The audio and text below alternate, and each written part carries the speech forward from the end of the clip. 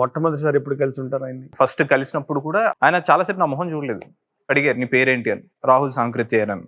అప్పుడు ఇలా చూశారు నా వైపు, ఏంటి అంటే. అప్పటి నుంచి ఇంకా ఎన్ని గంటలు మాట్లాడామో తెలీదు, అలా మాట్లాడుతూనే. కథాపరంగా మీకు సూచనలు ఏమైనా ఇచ్చారా? నేను మొత్తం కథ చెప్పిన తర్వాత మొత్తం కథని విని కంప్లీట్ గా లాస్ట్ సీన్ లో ఉన్న సన్నివేశానికి సంబంధించి ఈ పాటలో ఒక బోర్డు ఇస్తారు.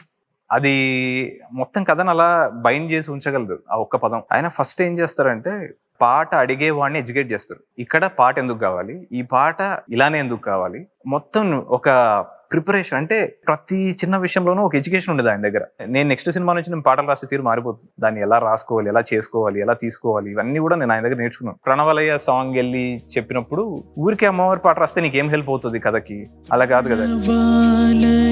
ఆ ఒక్క పాట ద్వారా మొత్తం సినిమా స్థాయి పెంచగలరు.